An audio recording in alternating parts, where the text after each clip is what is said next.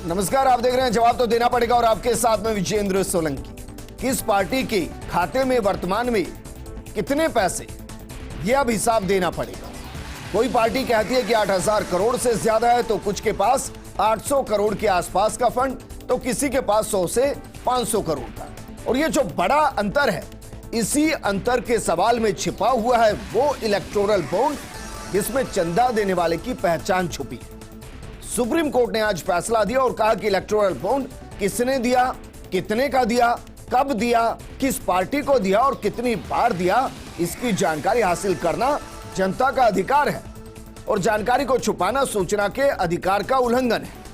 अब सवाल यह है कि क्या इस बॉन्ड की जानकारी पार्टियों के माथे पर पेशानी ला रही है, या बॉन्ड के खुलासे के साथ जनता को यह पता चल जाएगा कि किस पार्टी के साथ कौन सा उद्योगपति खड़ा है, किस पार्टी को विदेशों से फंडिंग होती है और किस पार्टी के फंड में कितना पैसा किस साल में आया और किसने दिया और कितनी बार दिया।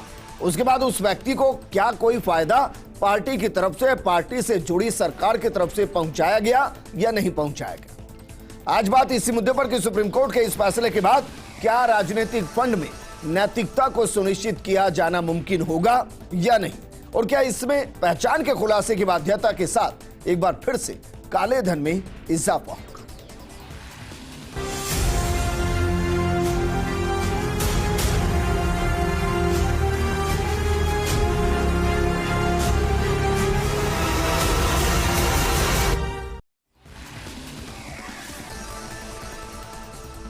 तो चलिए सबसे पहले आपको बताते हैं कि चुनावी बॉन्ड क्या है, इसको समझाने की कोशिश करते हैं ग्राफिक्स के जरिए। जरा इसको समझना शुरू कीजिए कि चुनावी बॉन्ड क्या है।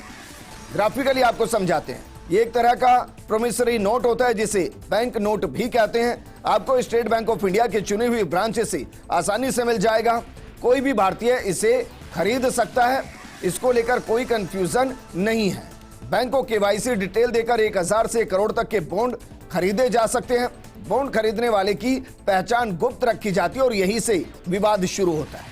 इसे खरीदने वाला इस बॉन्ड को अपनी पसंद की पार्टी को डोनेट कर सकता है, वहां भी जानकारी छुपाई जाती है और इसे खरीदने वाले व्यक्ति को टैक्स में रिबेट भी मिलती है। ये बॉन्ड जारी करने के बाद 15 दिन तक वैलिड होता है। ये जिस तरीके से बॉन्ड आया ये हमने आपको समझाया, लेकिन इस पर विवाद क्यों है जरा इसको भी तेजी से समझ लेते हैं।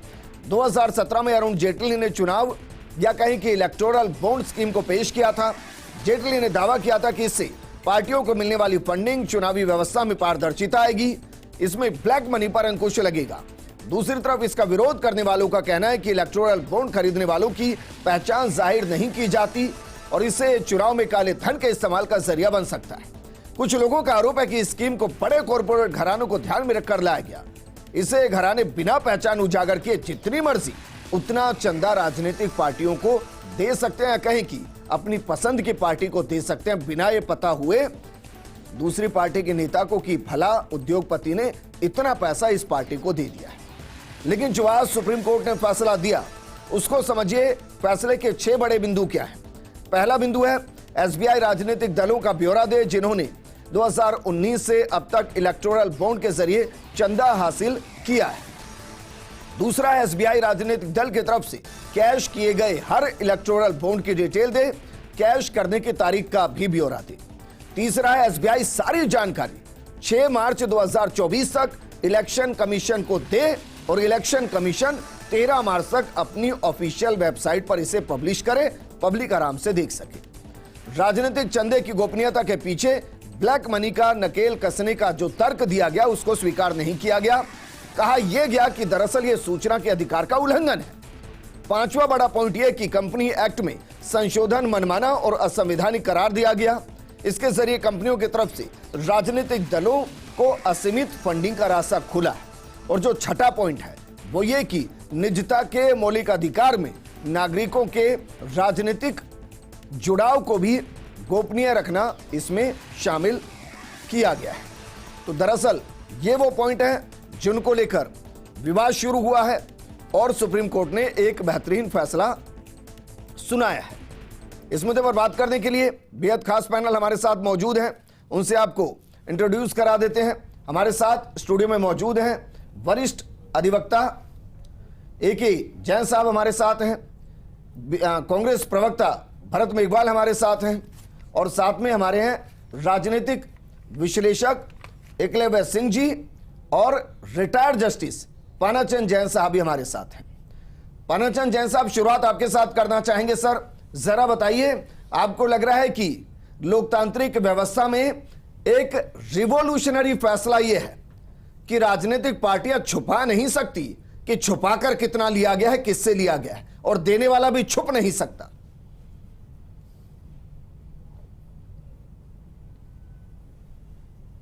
इसमें कोई संदेह नहीं है कि ये जजमेंट जो है बहुत ही क्रांतिकारी जजमेंट है।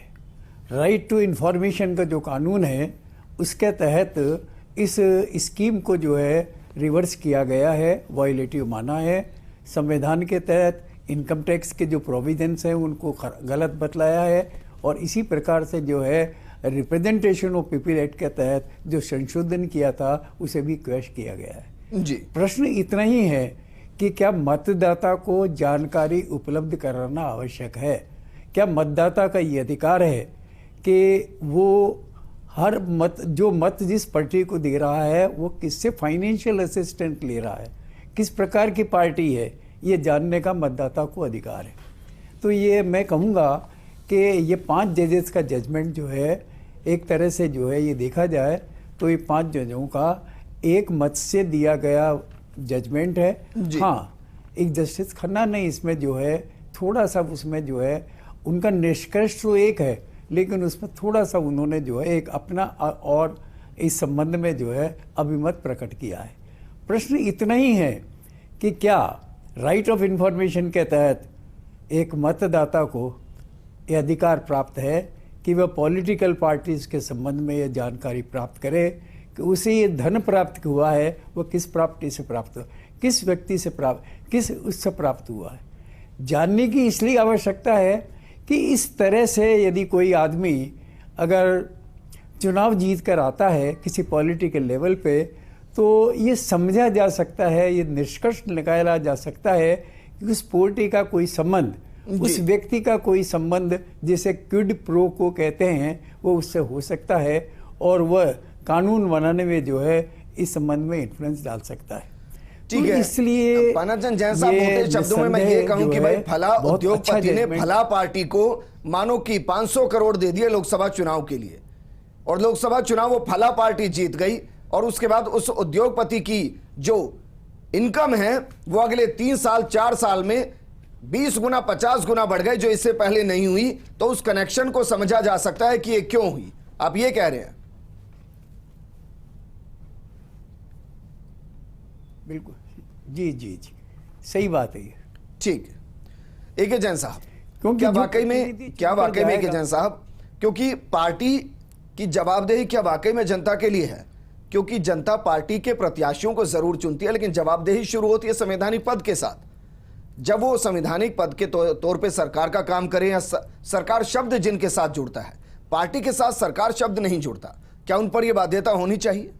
प्रजातंत्र में पारदर्शिता एक महत्वपूर्ण सिद्धांत है, और माननीय सर्वोच्च न्यायालय ने ऐसा लगता है कि काफ़ी लंबे समय बाद एकमत निर्णय दिया है जी। माननीय जस्टिस संजीव खन्ना ने सिर्फ अपने आधार कुछ भिन्न बताए हैं। निष्कर्ष में किसी भी 5 जजें का जो निर्णय है वो निष्कर्ष है, उनको 5 का एकमत निष्कर्ष है कि ये इलेक्टोरल बॉन्ड स्कीम जो वर्तमान फॉर्म में है, जिसके द्वारा इनकम टैक्स एक्ट में, रिप्रेजेंटेशन ऑफ पीपल्स एक्ट में और साथ में कंपनी एक्ट में संशोधन किया गया था, वो सभी आर्टिकल 19(1)(a) का अतिलंघन है, और उस कारण से वह अल्ट्रा वायरस है।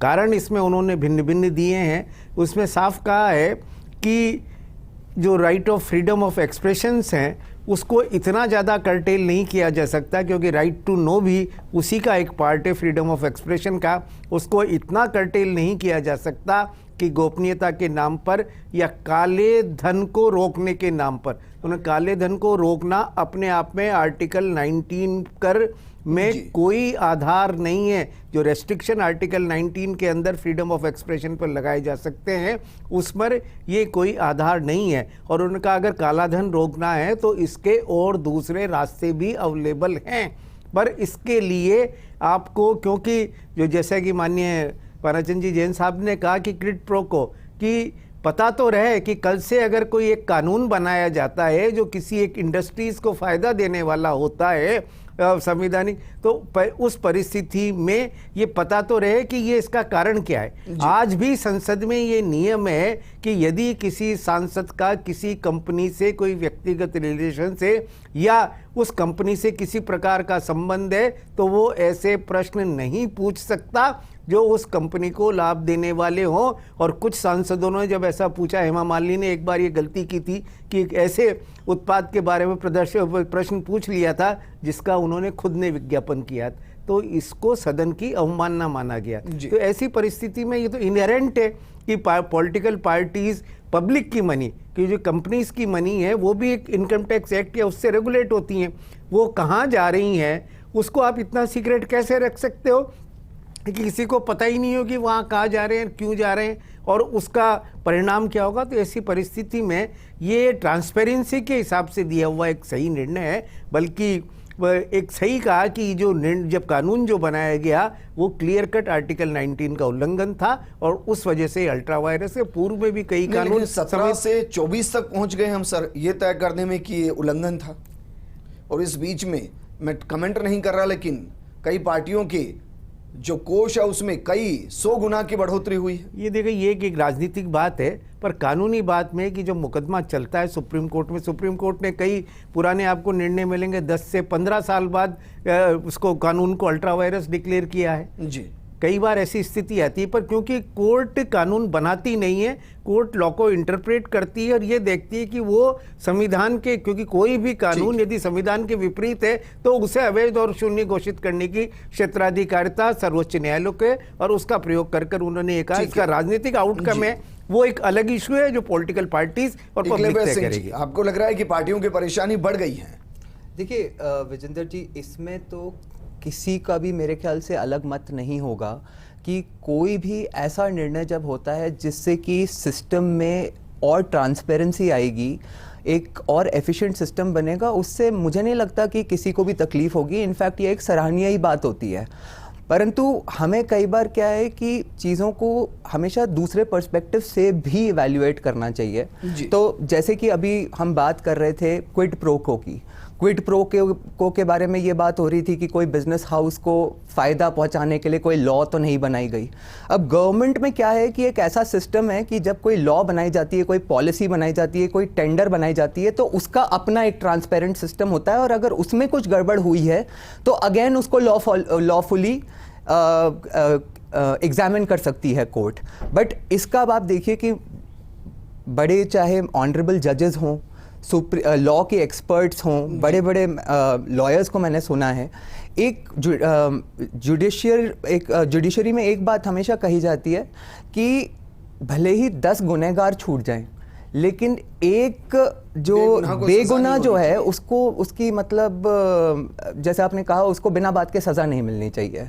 तो इसी को अगर आप बिजनेस हाउस को मान लीजिए कि एक यंग एंटरप्रेनर है जिसने अपने 2-3 साल में अपना बिजनेस ग्रो करा है, और क्या होता है कि उसे लगता है कि एक्स प्राइम मिनिस्टर जो अभी कर रहा है देश के लिए, ये एक हमारे बिजनेस के लिए अच्छा है, अच्छी मतलब पॉलिसीज़ हैं, इससे हम और ग्रो करेंगे, so I should vote for him और ये पार्टी आगे बढ़नी चाहिए, इसलिए वो उसको डोनेट करता है। बट दूसरी पार्टी को अगर ये पता चल जाता है कि भाई ये तो इसी पार्टी के साथ एक तरह से एफिलिएटेड है क्योंकि ये इसको डोनेट करता है, तो नेक्स्ट टाइम जब वो आता है नेक्स्ट टाइम अगर दूसरी पार्टी आ जाती है तो वो उससे वेंजेंस रख के उसके अगेंस्ट भी कुछ चीज़ें कर सकती है। तो कभी कभी क्या होता है कि कुछ इम्प्लीकेशंस होती हैं जो लॉ के भी बियॉन्ड होती हैं। मैं ये नहीं कह रहा कि वो अनलॉफुल होती हैं, लेकिन वो लॉ के बियॉन्ड होती है। फॉर एग्जाम्पल अभी हमने हल्द्वानी में देखा, कोर्ट ने एक डिसीजन दे दिया कि यहाँ से एक मदरसा हटा देना मैं तो चाहिए। पता है कॉमन मैन के तौर पे इसलिए खुश हूं कि मुझे एक तरफ तो ये पता चलेगा कि भाई इतना फंड एक पार्टी को कैसे मिला, किसने दे दिया। दूसरा, मुझे उस सवाल का जवाब मिलेगा कि कहते हैं कि भाई इस पार्टी को चीन से फंडिंग होती है, तो पता चलेगा होती है नहीं होती। तीसरी पार्टी के लिए कहा जाता है कि भाई इसको खालिस्तानी सपोर्टर्स पेमेंट करते हैं, ये फंडिंग वहां से होती है। बिल्कुल, मैं आपसे कुछ के लिए कुछ कहा जाता है, तो कम से कम हमें पता तो चलेगा कि भाई किसको फंडिंग कहां से हो रही है, कैसे हो रही है। नहीं, इस बात पे आई थिंक कोई भी आपसे अग्री करेगा कि जो सोर्स है वो एस्टैब्लिश्ड होना बहुत जरूरी है कि क्या ये फंडिंग फॉरेन से आ रही है, क्या ये फंडिंग फॉर एग्जांपल की मतलब अभी पंजाब में जो फार्मर प्रोटेस्ट चल रहे हैं और वहां पे जो पार्टीज इन्वॉल्व हैं, क्या उनको फंडिंग कनाडा से आ रही है, क्या हमें पता होना चाहिए या नहीं। बिल्कुल होना चाहिए, क्यों नहीं होना चाहिए। तो इस तरह की जो चीजें हैं वो तो इसमें कोई भी अग्री करेगा कि हमें सोर्स। लेकिन ठीक है, एक छोटा सा सवाल मेरा है जैन साहब, भाई एसबीआई को इसके साथ एफिलेटेड किया गया है कि एसबीआई ही इलेक्टोरल बॉन्ड को जारी करेगी। आपको कहीं से भी संभावना लग रही है कि मानिए चीन से फंडिंग हो वाया एसबीआई आ जाए, कनाडा से फंडिंग हो वाया एसबीआई आ जाए, या कहीं और से फंडिंग हो वाया एसबीआई आ जाए, ये संभावना होती है? देखिए, अगर कोई इलेक्टोरल बॉन्ड विदेशी कंपनी भी, क्योंकि कंपनी लॉ में अमेंडमेंट कर एक और फ्लॉ पैदा किया गया था जिसको सुप्रीम कोर्ट ने पॉइंट आउट किया है कि शेल कंपनीज के थ्रू भी इलेक्टोरल बॉन्ड में इन्वेस्ट किया जा सकता है। ठीक है, तो वहाँ क्योंकि शेल कंपनीज का तो चेन होती है कि आपको पता ही नहीं, बहुत आसानी से लगना मुश्किल है कि ये कौन सी विदेशी कंपनी है, क्या इंडियन कंपनी की शेल कंपनी है या किस चीज़ की शेल कंपनी है। तो शेल कंपनीज को भी इसमें स्पेसिफिक छूट दी गई थी, एक्ट में ही पहली बार किया गया था कि शेल कंपनीज के माध्यम से भी कंपनीज खरीद सकती हैं। तो ये तो स्पष्ट था कि ये जो एक था, एक बिल्कुल ओपेक एटीट्यूड था जिसको सुप्रीम कोर्ट ने हिट किया। अच्छा, शेल कंपनी का मतलब मोटे तौर पर मैं कहूं जो एग्जिस्ट ही नहीं करती है। हाँ, ज्यादा कुछ कंपनियां जो एग्जिस्ट ही नहीं करती, कुछ कंपनियां डमी कंपनियां होती है किसी और के नाम की। भरत मेघवाल, पहले तो बताइए कि क्या टेंशन हो रही है सुप्रीम कोर्ट के इस फैसले के बाद, या फिर अच्छा लग रहा है कि चलिए पारदर्शिता आएगी, अब कम से कम ये तो पता चलेगा हमारे पास 800 करोड़ ही क्यों रह गए और दूसरे के पास 8,000 करोड़ कैसे पहुंच गए। बात 800 और 8,000 करोड़ की नहीं है विजेंद्र जी, बात यह है कि पहली बार हम माननीय सुप्रीम कोर्ट को धन्यवाद देते हैं कि जो भारतीय जनता पार्टी के करप्शन को, काले धन को कांग्रेस पार्टी बार बार बता रही थी, आज वो सत्य साबित हो गया। ये एक बहुत बड़ी चीज है कि जिस तरीके से इलेक्ट्रोल बॉन्ड की पारदर्शिता को सामने लाने का काम विजेंद्र जी किया जा रहा है। अभी बात की जा रही थी 2017 में जब अरुण जेटली जी ने इलेक्ट्रोल बॉन्ड स्कीम 2018 में लेके आए तो इसके अंदर बहुत चेंजेस किए गए बाकी कानूनों में। पहले फॉरेन कंपनी, विदेशी कंपनी इंडिया के अंदर इन्वेस्ट नहीं कर सकती थी, पॉलिटिकल पार्टी को डोनेट नहीं कर सकती थी, उसको चेंज किया गया, यानी कि फॉरेन कंपनीज डोनेट कर सकती है बेतहाशा लिमिट के अंदर। कंपनीज एक्ट में बदलाव किया गया, इनकम टैक्स एक्ट में बदलाव किया गया, और यहां तक कि 2017 से पहले पॉलिटिकल पार्टी को अपना जो ऑब्लिगेशन रिपोर्ट होती थी, कंट्रीब्यूशन रिपोर्ट होती थी, उसको डिस्क्लोज करना पड़ता था कि किस किसने आपको फंडिंग करी। उस डिस्क्लोजर को हटाया गया कि ऐसा डिस्क्लोजर नहीं होगा। एक सिंपल और आम भाषा में आपको ये बताना चाहता हूं, अभी एकलव्य जी बता रहे थे कि प्राइम मिनिस्टर के बारे में और उसके बारे में, आप इस चीज को सोचिए कि आज देश के अंदर पिछले 5 साल में एक भारतीय जनता पार्टी क्यों इतनी बड़ी राजनीतिक पार्टी बन गई, क्यों इतने बड़े बड़े वो सरकारों को बदलने का काम शुरू कर दिया। आपने कहा कि कोई उद्योगपति अगर आपको आज 500 करोड़ का चंदा देना चाहता है ना, तो इलेक्ट्रोल बॉन्ड के माध्यम से दे सकता है, और पॉलिसी मेकिंग डिसीजन में वो बहुत बड़ा इंफ्लुएंस का रोल अदा करता है। क्यों व्यापारियों के 14,56,000 करोड़ रुपए माफ कर दिए जाते हैं, इसके पीछे बहुत बड़े तर्क है। और तो सबसे बड़ा दर्द, भाई, सबसे बड़ा नहीं है जो कांग्रेस के राज के दौर के अनुभव, कांग्रेस के राज होता है सब। कांग्रेस के राज ने राइट टू इंफॉर्मेशन दिया था, जिस राइट टू इंफॉर्मेशन की बात आज माननीय सर्वोच्च न्यायालय ने की, वो कांग्रेस की सरकार ने दिया था। कांग्रेस की सरकार ने कंपनीज एक्ट 2013 के अंदर वो अमेंडमेंट किए थे ताकि ये सारी चीजें पारदर्शिता हो सके। 2017 के बाद ये सारी बदली गई। और विजेंद्र जी, सबसे बड़ा डर तो अभी ये सता रहा है कि क्या इस आदेश को संसद के अंदर ओवर रूल्ड किया जाएगा, नहीं किया जाएगा। क्या एक नया विधेयक, जिस तरीके से दिल्ली में पोस्टिंग के लिए बात हुई थी, ऐसा तो नहीं है कि वह संसद को बैठा के और इस विधेयक को ऐसा लाया जाए कि वापस से इलेक्ट्रोल बॉन्ड को सामने ले आया जाएगा। इसकी तो कहां संभावना है भारत, अगर आप थोड़ा भी समझते तो इसकी संभावना बची नहीं है। सत्र लगभग खत्म है, हम आचार संहिता की तरफ आ रहे हैं। देखिए, सत्र बुलाने में कोई SBI समय से- नहीं लगता। ये भारतीय जनता जी। पार्टी है, ये कुछ भी कर सकती तो भी है। एसबीआई से आप- जो डिमांड की गई है वो तो मांगेंगे ही। बिल्कुल। और दूसरी चीज और आपको मैं बताना चाहता हूं कि आरबीआई ने और इलेक्शन कमीशन ऑफ इंडिया में इस पे विरोध दर्ज किया था। तब आरबीआई में रिजर्व बैंक ऑफ इंडिया के एक्ट में संशोधन करके शेड्यूल बैंक को ऑथराइज किया था गवर्नमेंट ने कि एसबीआई इसका जो बियरर ये जो है इलेक्ट्रल बॉन्ड इसको इशू करेगा। तो ये सारी चीजें जब आप पढ़ेंगे आपको पता लगेगा कि किस तरीके से भ्रष्टाचार, काला धन ठीक। और पैसे को एक अलग रूट से भारतीय जनता पार्टी अपने खातों में लेकर भाई अभी किस वो तो तरीके खुल से ही देश के जाएगा। अंदर चीजें अगर कर रही है। डिटेल अपलोड हो गई तो सबको पता चल जाएगा। बिल्कुल हो कि जाएगा। कांग्रेस को कहां से आ रहा है, बीजेपी को कहां से आ रहा है, आम आदमी पार्टी को कहां से आ रहा है, या फला पार्टी को कहां से आ रहा है। 85% पानाचंद जैन साहब, 85%। पानाचंद जैन साहब, क्या कोई सिचुएशन आपको दिखाई दे रही है कि सुप्रीम कोर्ट के 5 जजों की बेंच के इस फैसले को लोकसभा की एक अलग से सत्र बुलाकर ओवररूल्ड किया जाए?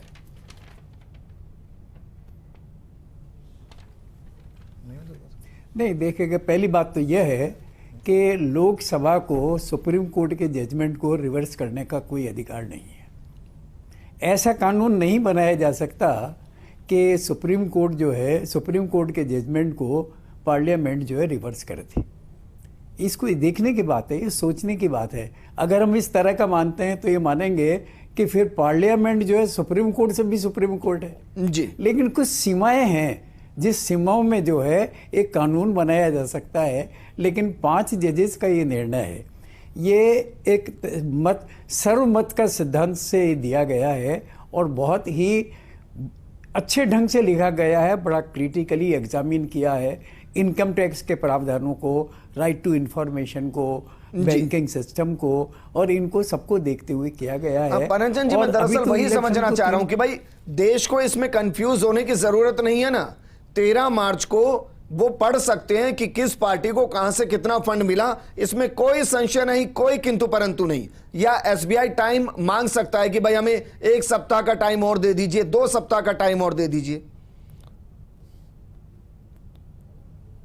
ना ना, नहीं, कुछ नहीं है, इससे कुछ भी नहीं होगा। इसमें मानने का सवाल ही नहीं।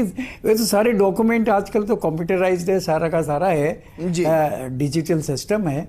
2 मिनट में सारी की सारी चीज़ें सामने आएंगी और ये सामने आ जाएगा। लेकिन देखिएगा, ये काले धन को छिपाने के लिए या उसको रोक लगाने के लिए ये साधन और भी हो सकते हैं, यही एक अकेला साधन नहीं है। ठीक है। और पहले भी चुनाव होते आए हैं। पहले माना जा रहा है कि फरवरी के अंत तक या फर्स्ट वीक ऑफ मार्च में आचार संहिता लग जाएगी।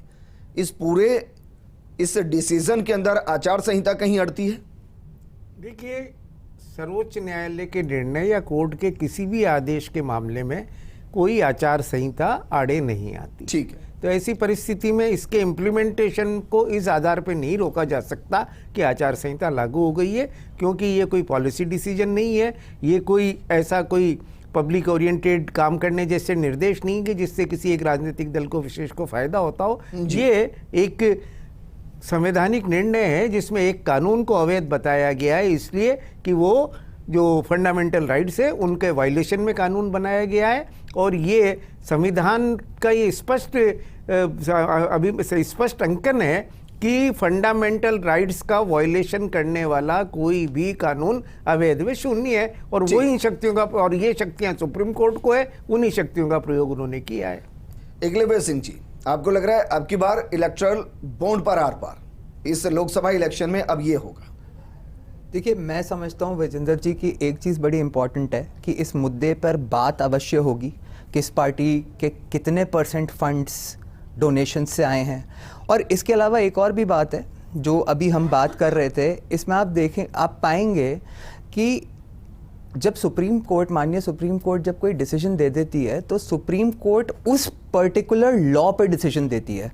सुप्रीम कोर्ट ने ये नहीं कहा है कि आप दूसरी लॉ नहीं ला सकते, और वो दूसरी लॉ में जो भले ही जिस तरह से सुप्रीम कोर्ट चाह रही हो उस उस ट्रांसपेरेंसी के साथ लाई जाए, लेकिन इसके 25 भी नहीं भाई, 15 तारीख को हम डिबेट कर रहे हैं, 13 तारीख तक अपलोड कर देनी है सारी डिटेल्स जी। ये मुश्किल से 20-25 दिन ही है बस जी। आपको लग रहा है इन सबके बीच में लोकसभा का सत्र बुला लिया जाएगा, एक नया बिल तैयार कर लिया जाएगा, उस बिल पर रजामंदी ले ली जाएगी, उसको राष्ट्रपति से सिग्नेचर करा दिया जाएगा, उसको एग्जीक्यूट कर दिया जाएगा, सब कर दिया जाएगा, और इसी बीच में आचार संहिता लगनी है। देखिए, मैं इसमें तो मुझे कोई डाउट ही नहीं है कि अगर इंटेंट हो और ऐसा कुछ करना पड़े तो अवश्य किया जाता है। और दूसरी नहीं, ये तो हमने देखा ही है। और लेकिन आप ये कह रहे हैं कि संसद को आधी रात को बुलाया जा सकता है, सब कुछ हो सकता है। और लेकिन इम्पॉर्टेंट बात विजेंद्र जी ये है, मतलब ऑन अ सीरियस नोट, कि सुप्रीम कोर्ट ने जिस लॉ को अभी ओवर रूल करा है उसमें बेसिकली ये है कि जिस तरह से सुप्रीम कोर्ट के जो कंसर्न्स हैं, फ्रेश लॉ में ये तो किया ही जा सकता है ना, जिन कंसर्न्स की हमने बात करी कि भाई किसी को प्रोटेक्ट कैसे, इस चीज से तो ऑब्वियसली ये कोई नहीं चाहेगा कि टेररिस्ट फंडिंग हो रही है तो हमें पता नहीं चलनी चाहिए। ये भी कोई नहीं चाहेगा कि कोई खालिस्तानी फंडिंग हो रही है तो हमें नहीं पता चलनी चाहिए। बट अब जैसे शेल कंपनी की बात हुई, अब शेल कंपनी के लिए तो सेपरेट लॉज है ना that can deal with shell companies. तो मुझे ऐसा लगता है कि आई थिंक ये एक्सपर्ट्स इस पे अभी इवेल्युएट करेंगे और जल्दी हम इस पे कुछ ना कुछ डिसीजन तो देखेंगे। ये बस ऐसे ही एक्सेप्ट नहीं होने वाला। ठीक है भरत, क्योंकि बहुत से आरोप लगे हैं कि भाई चीन से फंडिंग होती है, यहां से फंडिंग होती है, वहां से फंडिंग होती है, थोड़ी बहुत तो टेंशन आ ही रही होगी कि भाई हमारे पास भी तो चंदा आता ही है। कुछ उद्योगपति तो आज भी होंगे आपके साथ। सर, ये भी पता चल सकता है कि भारत जोड़ो यात्रा को अमित शाह जी फंड कर रहे हूँ। जिस तरीके से अभी एकलव्य जी कह रहे हैं, कांग्रेस पार्टी किसी तरह से कोई डरने की बात नहीं है। नहीं, आप बाईपास कर गए। बिल्कुल मैंने कह रहे हैं कि भारत जोड़ो यात्रा को पता चल जाए कि अमित शाह ने फंडिंग कर दी। नहीं, वो तो अमित शाह जी के पास, प्रधानमंत्री जी के पास, उनके बेटे के पास कहां से फंडिंग आ रही है, इनको टेंशन उस चीज की होगी। अभी आपने सुना ना मैंने क्या कहा कि ये ओवर रूल कर सकते हैं, क्योंकि सबसे बड़ी टेंशन आज इनके पास ये है कि 85% जो फंडिंग है वो 85% फंडिंग भारतीय जनता पार्टी को हो रही है, और एसबीआई के पास जो डेटा था उसको चेक करने का जो ऑथराइज था वो गवर्नमेंट के पास है। आज जो ईडी भेजी जाती है ना कंपनीज के ऊपर, वो वही देख के भेजी जाती है कि किस पार्टी को कितनी फंडिंग कौन कर रहा है। काला धन को लेने का काम भारतीय जनता पार्टी ने इलेक्ट्रोल बॉन्ड के माध्यम से जो किया, आज उस पर जिस तरह से मोहर लगाई है माननीय सुप्रीम कोर्ट ने, इन्होंने कहा लॉ को चेंज, ये लॉ नहीं, ये इंटेंशन बताइए माननीय सुप्रीम कोर्ट ने कि आपने जो इतने चारों पांचों एक्ट को चेंज करके जो 200 250 300 करोड़ आपके यहां से निकल जाते हैं आपके नेता के वहां से, तो कैसे देखिए वो ईडी जो करती है ना, डायरेक्ट जो इन्वेस्टिगेशन करती है और कैश मिलता है, वो अलग पार्ट है। इस पार्ट को आप उसमें मिक्स मत करिए। आप ये देखिए कि भारतीय जनता पार्टी ने ये भी तो एक गलत इंटेंशन से पता चल जाएगा, कैश ले लीजिए मुझसे। कैसे पता चल जाएगा? 250-300 करोड़ आ गया। जो इलेक्ट्रोल बॉन्ड होता है उस पर किसी का नाम नहीं होता, ना बायर का नाम होता है, ना सेलर का नाम होता है। एसबीआई के पास तो केवाईसी होती है ना, बिल्कुल होती है, आधार कार्ड होता है ना, होती है, उसको पता होता है ना भारतीय जनता पार्टी एक्सेस कर सकती है, वो सिर्फ भारतीय जनता पार्टी एक्सेस कर सकती है। तो कह रहा हूं आपको, और किस कोई एक्सेस, तो क्या 250 करोड़ सर वो भारतीय भारतीय जनता पार्टी एक्सेस कर सकती है, रूलिंग पार्टी के पास पावर है उसको एक्सेस करने का। आप पढ़ के आइएगा, आप पढ़ के आइएगा, शायद आप पढ़ लीजिए।